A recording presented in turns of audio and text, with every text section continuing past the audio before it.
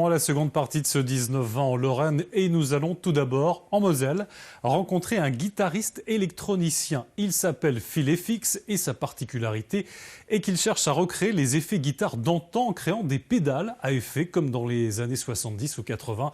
Cela intéresse évidemment beaucoup d'artistes qui recherchent des sons vintage. Reportage Anne-Laure Chéry, Éric Bertrand.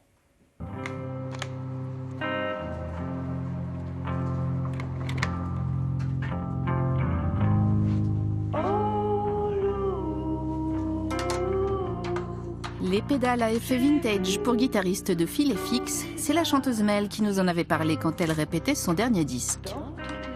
Il a vite compris, de son il est guitariste aussi, mais il comprend bien les envies d'expérimentation de chacun et du coup il peut faire des pédales sur mesure. Ça c'est assez cool quand on a une idée de son en tête, quoi. Philippe I est un électronicien autodidacte qui est venu au transistor et aux résistances par la musique. Je suis guitariste depuis 30 ans et j'avais fait une pause pendant quelques années. Et il y a 5 ans, j'ai voulu m'y remettre et j'ai essayé toutes sortes de multi-effets numériques. Je n'ai pas trouvé chaussures à mon pied, puis c'est comme ça que j'ai commencé à m'y intéresser parce que j'avais une idée spécifique du son que je voulais. Et c'est comme ça que j'ai commencé. Un vrai travail de brocanteur sur le net pour trouver des composants d'époque, principalement en Europe de l'Est. Tout est chiné à droite et à gauche sur Internet. Et ce sont des pièces qui viennent du monde entier. Je travaille avec des pièces des années 70-80, ce qui fait la particularité de mes pédales. Les composants spécifiques qui vont traiter le son, tels que les transistors ou les condensateurs, sont anciens. Ensuite, les résistances, les circuits imprimés sont des reproductions, quoi.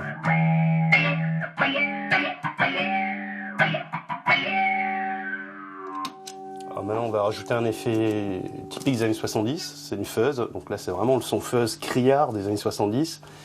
Qui tout seul fait mal aux oreilles parce que c'est hyper aigu, mais dans un mix avec d'autres instruments, ça passe vachement bien.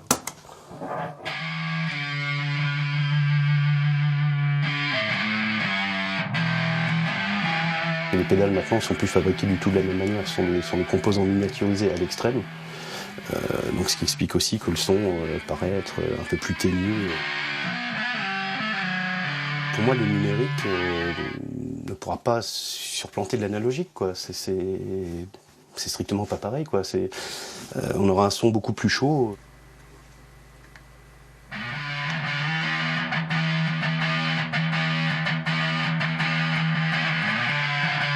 Pour moi, c'est la même différence entre un vinyle et un CD, quoi. C'est-à-dire qu'un CD, il va vous manquer des fréquences. Là, vous aurez toutes les fréquences, quoi. C'est un signal entièrement analogique. C'est une restitution fidèle du signal sonore. Et comme Phil est aussi graphiste, ses boîtiers sont lookés comme des carrosseries de vieilles voitures qui auraient connu Woodstock.